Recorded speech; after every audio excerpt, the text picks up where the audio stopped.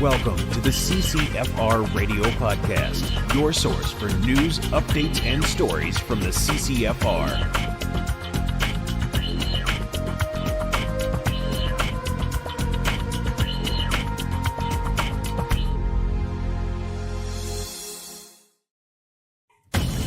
Hey everybody, welcome to episode 121 of the CCFR Radio Podcast. I'm your host, Rob Giltaka. Thanks for joining me again.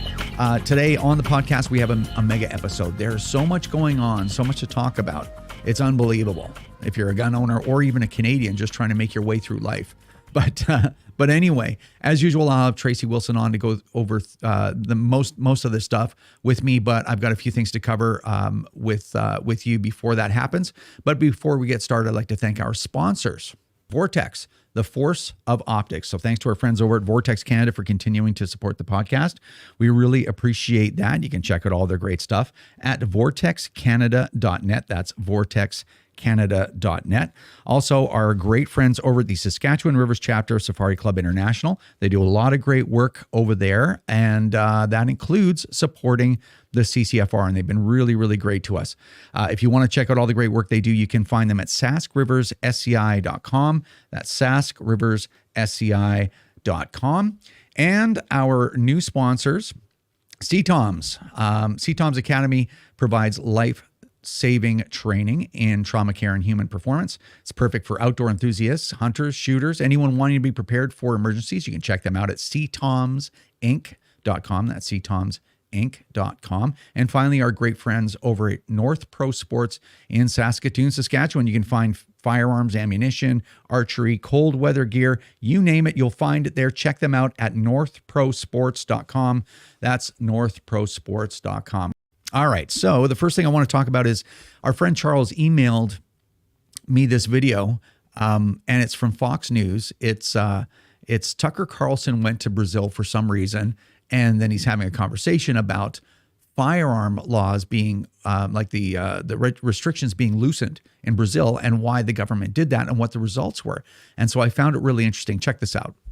The building you see behind us is the place where we interviewed just about an hour ago the President Bolsonaro of Brazil. So one of the things we talked about was the crime rate here. Brazil is famously dangerous in its cities, and until recently was one of the world's most dangerous places. In 2017, the country recorded its highest homicide rate in history. Then, when he took office, and 2 years later, Bolsonaro did something that in the United States he would have been criticized very strongly for on CNN. He loosened Brazil's gun restrictions. He made it easier for people to keep firearms in their own homes. So what happened? Did people go crazy, more mass shootings? No, the country became a lot safer. Under Bolsonaro's gun policy, homicide rates in Brazil have dropped by 34%. Last year, Brazil's murder rate fell to its lowest level in 14 years. Eduardo Bolsonaro lives here in Brasilia. In fact, he is a member of Congress. He received more votes than any member in the Brazilian Congress. He's also the son of the president, one of his closest advisors. He joins us now. Eduardo, thanks so much for coming on. I should say you're quite an outspoken person here in Brazil and quite a famous person for our American viewers who don't know that. Tell us the effect of the gun policy. Yeah, the gun policy here, the president, he didn't change the law, but he changes the regulations. What made the access easier and cheaper for the Brazilians to buy a gun in Brazil. So what happened is not only that we reduced the number of crimes, it was the biggest drop ever in the history of Brazil in murders rate since 1980, when we started to have this measuring. So Brazil is safer, thanks God, because of this policy. And if you look here in a neighborhood, in Venezuela, for example, it's forbidden to do trades, to sell and buy guns since 2013, and Caracas became the capital that is the most, the number one in the world when you talk about murders. So Brazil is much in a better shape nowadays. So we've seen this in country after country. The left comes to power, they disarm the law-abiding, criminals get to keep their guns, and the murder rate goes up. Is that what the left has in store for Venezuela if they win? Yes, sure, yes. Especially in Brazil here, this very strong gun control law that we have, and I usually say that it's not a gun control, it's a gun restriction. It started in 2003. And since then, they promised to us that the number of the crimes would reduce. But in fact, is year after year, we had a new record of number of murders. So for the first time, like in decades that we are looking again, year after year, the murders coming down, is now since 2019, when Bolsonaro took office and started his new policy about the guns. If your administration loses this next election, do you believe the new administration will ban civilian gun ownership? Sure, yes. There is no doubt about that, because former president and former prisoner Lula, he's talking about that openly, that he'll take back again all of the guns that Jair Bolsonaro, like during the Jair Bolsonaro administration, was sold. So he will do that. Amazing.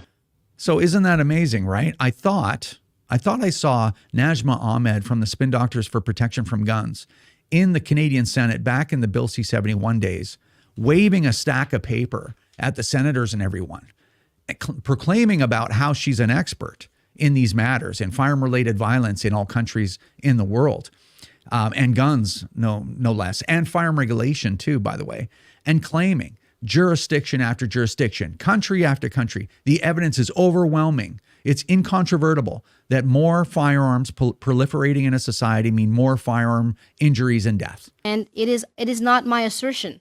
This is information and data that has been replicated in jurisdiction after jurisdiction, in county after county, province after province, country after country. There's now an abundant and irrefutable body of international data and information and study which supports.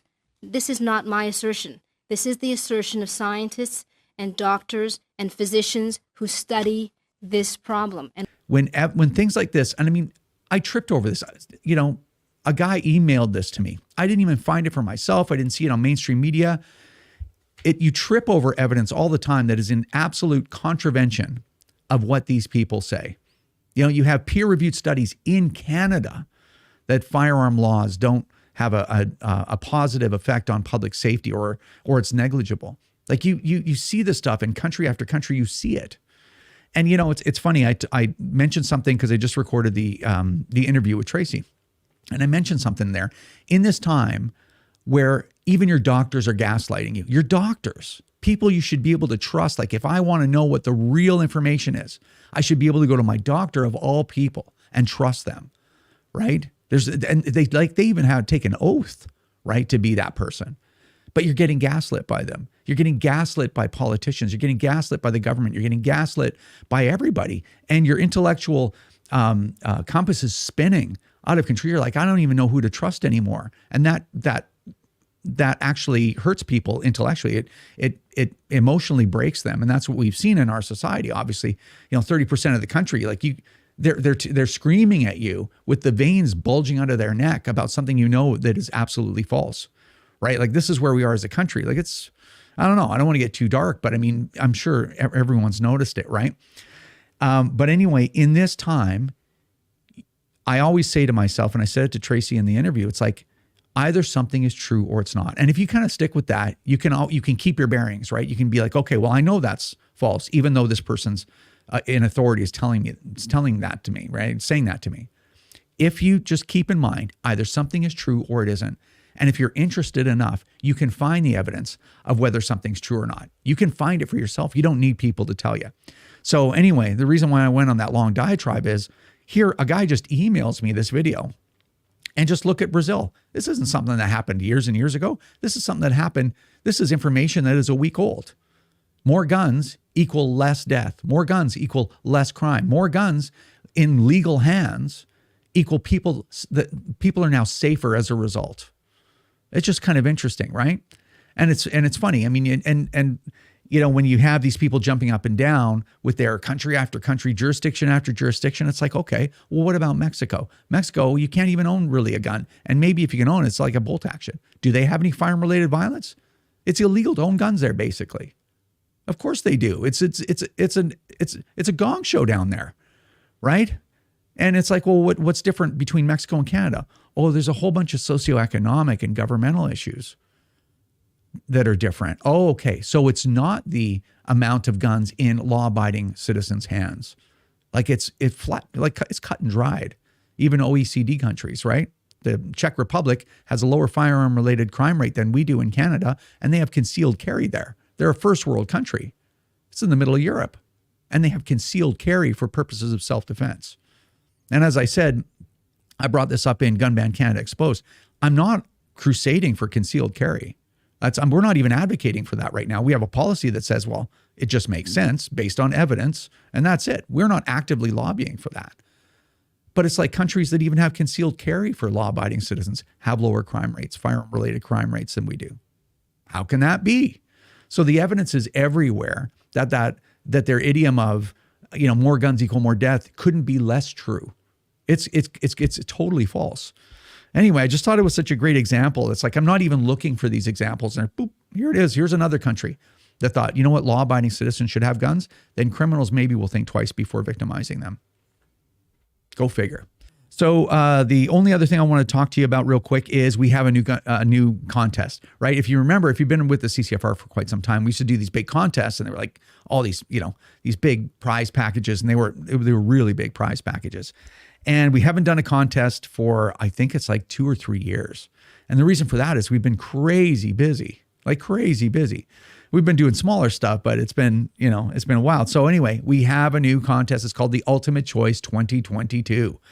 And the reason why it's a choice is because I like giving a prize pack away on behalf of the CCFR that is whatever you want it to be. And that's the reason why we didn't put a bundle of guns together, because I think people, they might be into reloading. They might just want ammunition. They might want guns. They might want hunting supplies. They might want soft goods like backpacks or whatever. So basically the shopping sprees, first prize is a $10,000 shopping spree at a participating CCFR business member. So if you follow the link in the description box, make sure you read all the rules and all the contest details before entering. Basically, there's a list of participating retailers. Now that list is going to grow because we came up with this idea like a week ago. So we've had to pull this together quick. More retailers, as they respond to our messages, will get on that list. But anyway, you'll have plenty of people to choose from. And so the first prize is a $10,000 shopping spree. Spend it on whatever you want. 2 second prizes at $5,000 each, shopping sprees, and 5 $1,000 shopping sprees. So you have 8 chances to win, and these are great prizes. The prize is whatever you want it to be. So anyway, I think what it is you donate $25 to the CCFR between now and I think it's somewhere around the end of July. Check out the date in the description box. I don't recall it right now. I didn't write down, but you're not going to have to wait around forever to win this. You have like 3 weeks.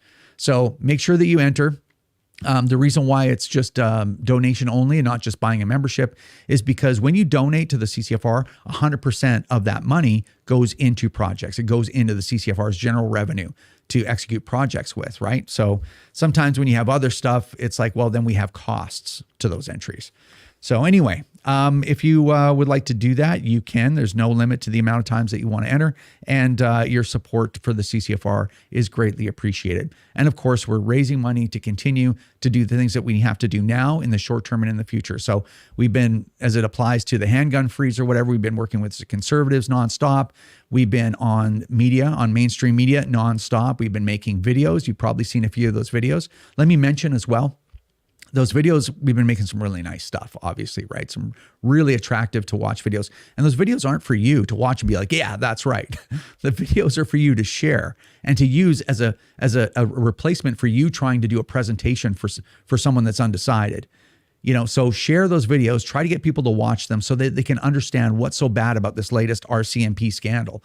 What's so bad about handgun freezes? What's so bad about all these things? That's what our explainers and stuff are for. So there's more explainers coming too. And as I said, we're working with the conservatives to slow down this handgun freeze so that everybody can place their handguns where they need to be, transfer some to your kids or whatever, or buy a few new guns while they're in the country, because these might be the last handguns you'll ever be able to own. And same thing with your kids or what have you if they have PALs now. We're continuing. We got to continue to pay for our big lawsuit, our small lawsuits as well, and obviously, we have to be ready to campaign hard against Bill C-21 when the summer's over. So we have a lot of projects planned, and we have to fund it somehow. If you want to help, that's one way you can do it, is make a $25 donation and get a free entry into the Ultimate Choice 2022 contest. Anyway, I really appreciate all your support for all that and enabling us to work on your behalf. It's a great honor. Anyway, having said that, let's bring on Tracy Wilson right now. All right, on the Skype machine, I have Tracy Wilson from the CCFR. Wilson! Everywhere I go, I hear it and I love it. All right, so we better dive right into it. So there's new information on the RCMP Liberal government scandal where they wanted to release information before the RCMP on the ground in Nova Scotia wanted to be released in the largest mass shooting in Canadian history. And it was the make model of, I'm just kind of setting the table for you, the make model of Firearm, because the Liberals had the gun ban rolling out. They saw this as a great political opportunity, and they wanted to maximize the political gain by getting people even more angry about guns and the types of guns and what have you. And of course, RCMP Commissioner Brenda Lucki cooperated in this political agenda. And then when the focus shifted to Trudeau and Blair, I mean, who would ever believe a thing that comes out of their mouths? You'd have to have rocks in your head to do that. They, of course, lied and denied that they put any pressure on anybody, more or less, I guess. And now, and of course, so that shifts over to Darren Campbell, Superintendent Darren Campbell, like, oh, well, did this really happen? Well, people have come out to corroborate his story. Lynn Scanlon, a civilian RCMP, I think communications director or something, came to back him because she was actually in the meeting. So there's a direct witness. And then even some other RCMP brass, including the former commissioner of the RCMP, coming out to support Darren Campbell. Yeah, that's right. So there's been a lot of support for Darren Campbell, and even in the House of Commons in question period before the House rose, of course, Bill Blair is being hammered with questions about this, and he was actually forced to admit that Superintendent Campbell, of course, is a very reliable, credible source. So it's all kind of fallen apart.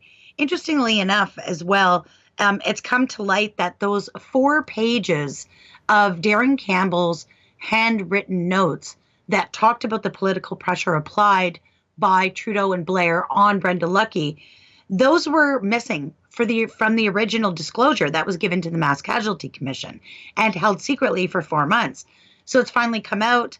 Of course, the Conservatives are furious, and they are asking for David Lametti to appear before the Public Safety and National Security Standing Committee to explain why the Justice Department held back those 4 pages. He says he had to check if it was protected under privilege or if something was going on there. But it's interesting. Either you've got Bill Blair who's saying that Darren Campbell is not a trustworthy source, and you've got David Lametti hiding 4 pages of notes. So which is it? Like, either you trust him or you don't, right? So I think there would be no reason to hold back those 4 pages of notes if they didn't come from a credible source. So Lametti in the middle again. You know, he doesn't get anywhere near as much heat as he deserves. Because he's pretty dirty too. I mean, this is the guy that really had a lot to say about the use of the Emergencies Act. And you know, he's the one that went on national media and said, "Oh, this is completely consistent with the charter and whatever, all this stuff," along with everything else that he's done. But he was out there. He supports this Liberal government, you know, unquestionably, right? He supports them. He's out there, and of course, I think he's a law professor. So I think he's out there like, "Oh, this is all consistent. This is all good." What Emergency Act use? What based on some story from the CBC that turned out to be false? You know, like this is clown world level, Banana Republic level, you know, chicanery. Like it's unbelievable what we're experiencing in this country right now, and it's unbelievable. I've never seen anything like this, and I don't think anybody else has either. I don't even understand if people realize how big of a problem these things are that we've been going through. So I don't know. Yeah, and then the amazing part is that there's probably 30% of the population, maybe less, but at least 30% that are so intellectually compromised from all the gaslighting and all the lies and all the scandals. So they're desensitized, and they've got their heels dug in. They don't want to admit that these are the worst group of people that ever existed in Canadian politics that had power. Like this is, and that's a verifiable fact. This is the most corrupt government we've ever seen in our history, and there are people still supporting them. Justin Trudeau's been elected 3 times. Yeah, it's dark days. I don't know. Yeah. Anyway, Crazy. this scandal alone would have been enough to destroy any government right up until maybe the 2013, 2014, and now we're in a new era. So about a year before Justin Trudeau got elected, all the way through his reign, the role of government in Canadians' lives has changed dramatically, and the behavior of government has changed dramatically. We've never seen anything like it. I mean, look at the scandals. Mark Norman, SNC Lavalin, We Charity, Emergencies Act. I don't know what else. The Aga Khan thing, and the lying and the hypocrisy. It's amazing. And the division. COVID, just everything to do with COVID, just the management of that, and the missing billions upon billions of dollars missing. And the Auditor General never got extra people to track all that money on purpose. We've got money to spread all over the world, but we don't have an extra couple $1 million for the Auditor General to make sure the books are being kept accurately. Just wild. It sounds conspiracy theory-ish, but it's not. Like this is literally happening in Canada, and I don't know. I don't know. Well, it's not where it's going to go. It's not a theory. I keep saying it. Either something's true or it's not. Right. Like either something's true or it's not. You can always rely if you can distinguish the truth from something that's untrue, then you don't have to worry about all the gaslighting and stuff. Just stick with what you know. But just amazing. Anyway, let's move on to the brazen daylight Hollywood style gunfight in a bank robbery, broad daylight bank robbery in Saanich, British Columbia. So just so you know, Saanich is a very small town on Vancouver Island, which is a very small community anyway. And this situation is just wild. I mean, this is a full-on gunfight with police. There's twin brothers. They were both killed. They were the perpetrators, and 6 police were wounded. And I think a couple seriously wounded. They were all shot in this gun battle outside of this bank in Saanich. And they had a car full of explosives. And they had a car full of explosives as well. So something is up with these two. There's a lot more to this story. A lot of information floats around, let's say, bureaucracies. And a lot of that information comes my way from time to time because I worked with police for a decade. And I have a lot of relationships, and even through the CCFR too, police that are gun owners going, this is ridiculous. And there's a lot of those. And doctors going, this is ridiculous. And there's a lot of those too. People, they don't get the recognition that the doctors and police that align with the government's position on things, they don't get any recognition like those guys do. But apparently there's a lot more going on in this whole thing than anybody sees right now. And if this extra information is verified, then you'll see that rolling out after. But nonetheless, the media jumped on this thing. And I think the big question is, why would 2 twin brothers in their early 20s with their whole lives ahead of them decide that they're going to do this? And the level of commitment that you saw there too. So the media immediately looks through their social media and grabs onto a picture of one of these guys wearing a CCFR t-shirt. And it's like, well, yeah, they also drive a Toyota, and they also, maybe they banked at a certain bank. Well, is that bank encouraging, funding these guys, stuff like that, right? Providing services to extremists. But a couple of media outlets reached out to us for comment, like, well, what would you guys like to say about this? And it's funny because it's like, well, what's the big angle on this whole story? Man buys t-shirt on online store. And I asked the reporter, because the reporter called me on Sunday and asked, do you want to, talk about this? Do you have any comment? And I'm like, what? Do the CCFR should denounce armed robbery? Maybe I don't get it. Maybe I'm not as smart as these journalists are. So anyway, I guess this is their takeaway. It's like, oh, he's wearing a CCFR shirt. Obviously the gun lobby's behind this, right? So it's pretty crazy. And I know I'm kind of going on and on about it but it is important. While that exists in Canada, and those kinds of journalists are not a friend to the people of Canada, they're a problem. They're a problem to Canada, right? They're part of the reason why we're in the state that we are. But not all media. And more, like the CCFR gets a lot of media coverage. But more and more media, the people that work in media are starting to figure it out. And they're starting to say, you know what, there has to be a line between fantasy and reality, between partisanship and lies, and being in service to people, because a lot of people still trust the media. They're having to take a stand. And we actually got some favorable coverage where we got to talk about the real things that we bring to the table, which is, what kinds of guns were these? Why do Canadians own these types of guns? Are these assault weapons? Because we are experts, actually, after all.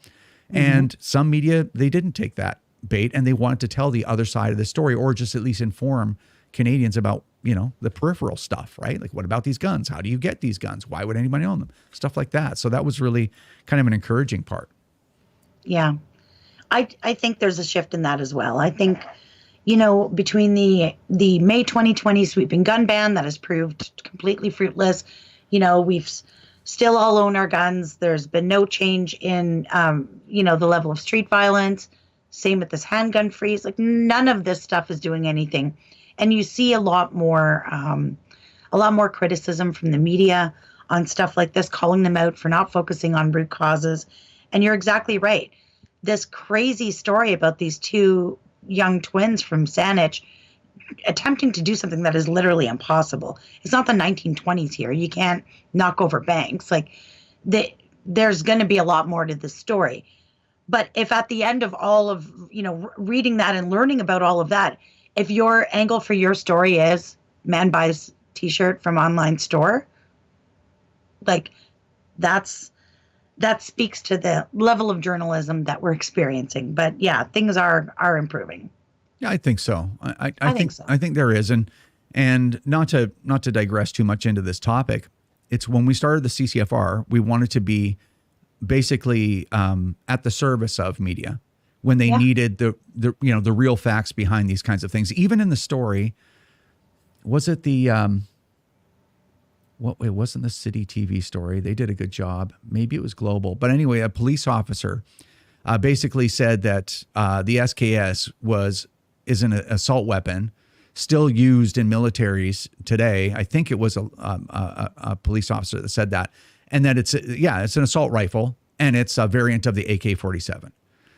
And I mean, it's interesting because a lot of people in media still think that police know something about firearms, and police are like doctors. They don't know anything about firearms. Doctors know how to patch up the holes and repair the damage caused by firearms.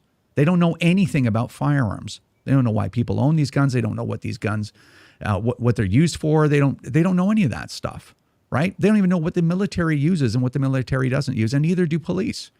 No. So it's just interesting. But I do see a real change, and I'm being absolutely genuine. I do see a real change in certain parts of the media community in Canada. There's some people are just sick and tired of feeling like they're towing the line, and they're seeing what it's doing to the country.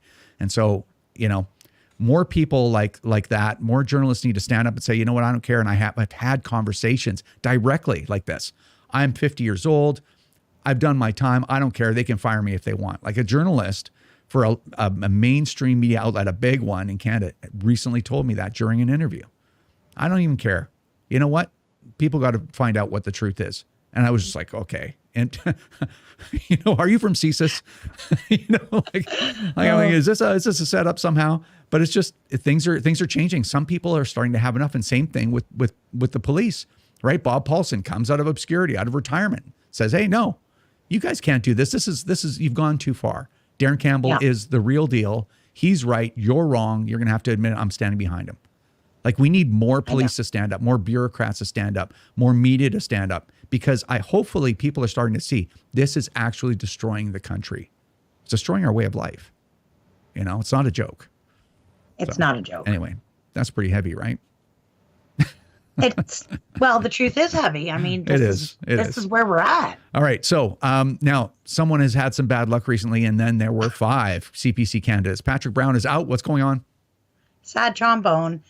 So we are down to 5 candidates. Last night, in a very late night secret decision from the Leadership Election Organizing Committee, in a vote 11-6, I believe it was, they voted to disqualify Patrick Brown from CPC leadership. Now, he is currently the mayor of Brampton, I'm not sure where this leaves him in that. But they have said that they've been investigating him for weeks, that there is some sort of corruption going on with his memberships or possibly donations. They have sent all of this over to Elections Canada, stating that they believe he has violated federal law. So we'll see what Elections Canada comes out with. Hopefully it doesn't take too long. And yeah, so he has been completely disqualified. Of course, over at the Patrick Brown camp, they are screaming and yelling something about establishment party run by Pierre Poilievre, and this has something to do with him, which is sort of typical when somebody, is either accused of or guilty of doing something. But Poilievre's camp is confirming that they have not filed any complaint. This had nothing to do with them. And I guess we'll have to wait for Elections Canada to get to the bottom of it and figure out what's going on. But yeah, as it stands now, we are down to 5 candidates. So, wow, it's I don't think it's. I mean, we don't know whether Patrick Brown is guilty or not. There's an accusation, but I think it is. We can speculate that there might be something there because the party didn't just deal with it themselves; they handed it to Elections Canada. Oh yeah, they've turned it over. They didn't just be like, "Oh yeah, you're out." Body. Yeah, you're out, and whatever. Because the CPC leadership race has been, they've had a few problems themselves. And that's why no one is absolutely good, No. But if you do look at the way that conservatives handle that stuff overall, they didn't just say you're out and whatever. What are you going to do about it? You can sue the party if you want, but we'll bleed you out of your money and then you'll be done. You're not going to win this kind of thing. They handed it to Elections Canada. So that in itself kind of looks like there may be some validity there. So and here's the thing. Like, I know I've seen a lot of Liberal pundits all over Twitter say, oh, this looks so bad on the Conservatives. And, the Tories are like, mired in corruption and whatever. And I'm like, hey, look, there's been allegations about this. There's obviously some sort of information, enough to compile and forward to Elections Canada for investigation, saying there's federal laws broken. That's the way Conservatives deal with something. If there's something dirty going on, they're going to shine a bright disinfecting light on it and get it dealt with. I mean, I think if he was in the Liberal Party, he'd probably be promoted to a cabinet position for this. So, I mean, we'll have to reserve judgment for the outcome of the Elections Canada investigation. But I think that's the right thing to do. If there's something inappropriate or wrong going on, then stop it, fix it, and be done with it. So, yeah, I support it. And the Conservatives need to do that because they've had their controversies in the past, which undermines the trust in the party itself. They've had some issues, and they need to. And again, I mean, I said this about the PPC, right? Like these kinds of things are not irreparable, but you need to clean the party up. You cannot tolerate corruption because you can't run against somebody because they're corrupt and then have issues with corruption yourself. Right. So if this is the party cleaning itself up, then that's great. And I support that. I would love to see the Liberals clean their party up. I would love to see the PPC clean up what's going on there too.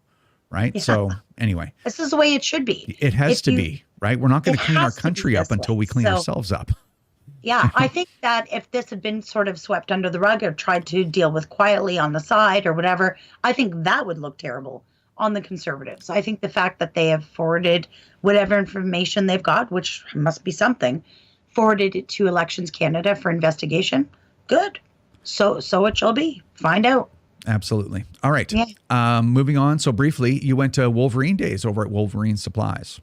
Yeah, shifting gears to good news. Yeah. This is one of my favorite events, literally in the country. Of course, it's been a couple of years due to the pandemic that we've been able to get together. But I headed out to Wolverine Days in beautiful Virden, Manitoba, hosted by Team Hipwell at Wolverine Supplies.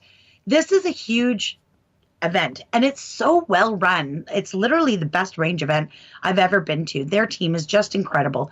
I don't know how many volunteers they had. It seemed like 100, but it was amazing. And this is held in a little town in Manitoba with a population of 2,000. But I'm sure that there was more than 2,000 people that went through the event. So people travel from all around.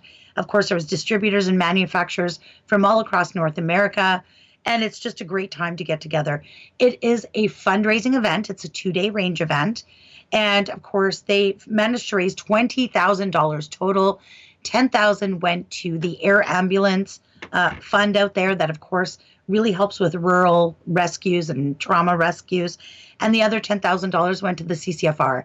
So just amazing patrons of the community, not just the firearms community, but the greater community in Manitoba.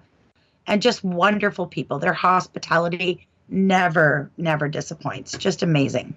Awesome. Well, we really appreciate all the support that we get from Wolverine, and they've always been there for us too. And always. I don't know if we mentioned I'm sure we mentioned in the last podcast, but IPSC Canada came through with a big donation for us as well, and we really appreciate their support.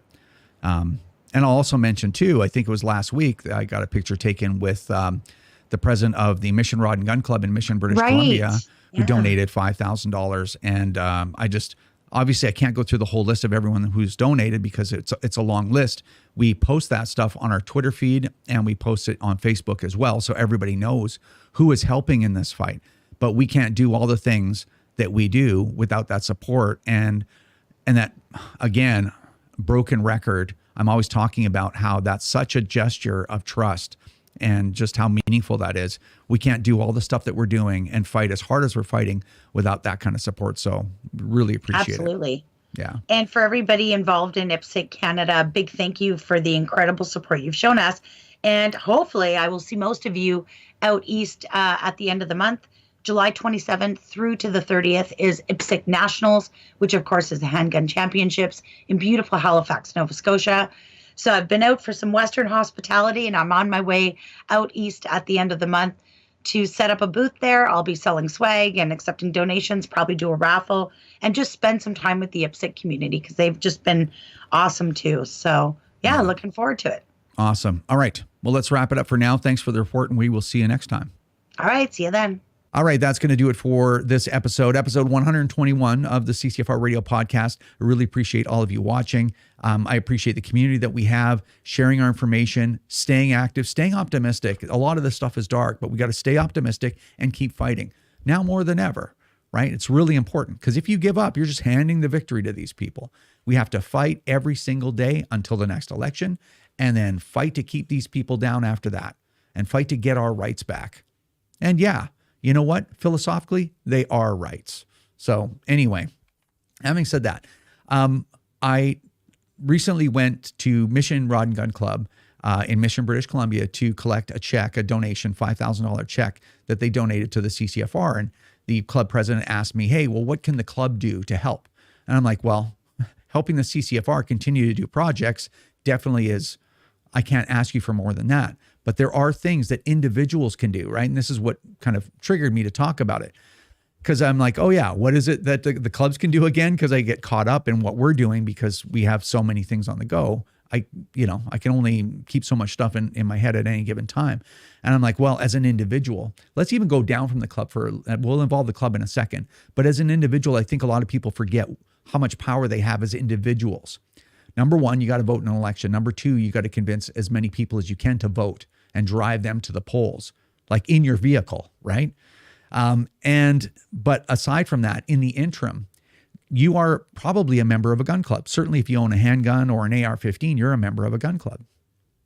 And what you can do is you can go to the club because the clubs are pretty significant resources. And you can go to the club and you can say, listen, let's all play a part in trying to hold this government back.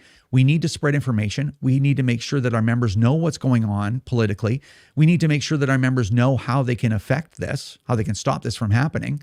And how do you do that? You spread information. So ask the club, hey, every time we send out a club newsletter, put in one of the CCFR explainer videos, put in one of their new videos about this new scandal and how the government is trying to leverage the suffering of all these people in Nova Scotia just to make sure that they get the most political mileage that they can out of their new gun ban, right? Like this is just horrible, malevolent behavior. So stuff like that. Now, a lot of clubs are get your club to do that.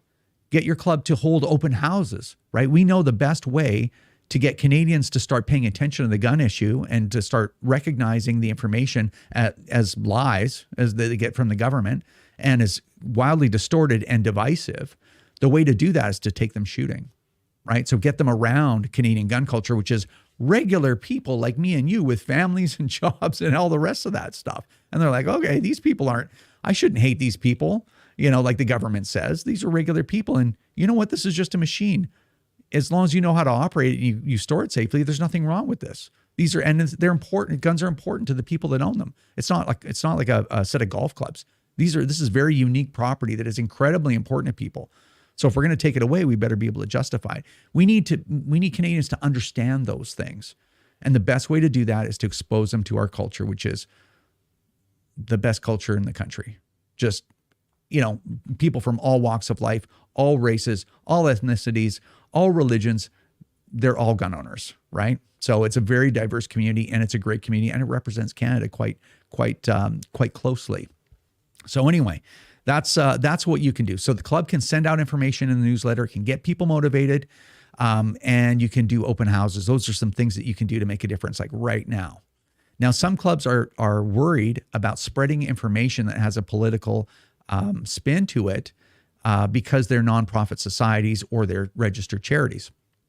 So I will tell you this: you would be concerned if you were producing those videos yourself. You would be concerned if you're producing material like that. But if you're sharing material from the firearms community, which is your mandate, you can do that and not have to worry about having the government step into your life. Now, this is not legal advice, but in my experience, I'm not a lawyer, I'm not a notary, I'm not any of those things. But in my experience, that isn't an issue. Okay, so anyway, if you want to get a second opinion, I would encourage you to do that. You can go to a lawyer and ask them about the Not-for-Profit Act and whatever, right? Depends on your province, but you can check on that. So anyway, that's what you can do to help. And the videos that we make, I just want to reiterate that. Make sure that you're sharing those things. You're sending them to people and just do me a favor as a friend, watch this video. This is outrageous and this has to stop. And send them the video. So there are things that you can do as an individual, and you can do them right now when you're finished watching this video. So anyway, stay positive. A lot of this stuff is dark, but like I said, I think it was the last podcast or the one before that. Don't let them take your power by letting all this dark stuff get to you, right? Don't let them take your power, because when you get exhausted, you just hand the victory to them. You're like, you won. You had more endurance, intellectual, emotional endurance than I did. You can win it. And they're laughing. So just keep it in perspective, right? Focus on what's important in your life, your relationships and your family and your friends and your guns and your gun club and your other communities that you're involved in, and don't let them take your power. So stay positive, take care, and we'll see you next time.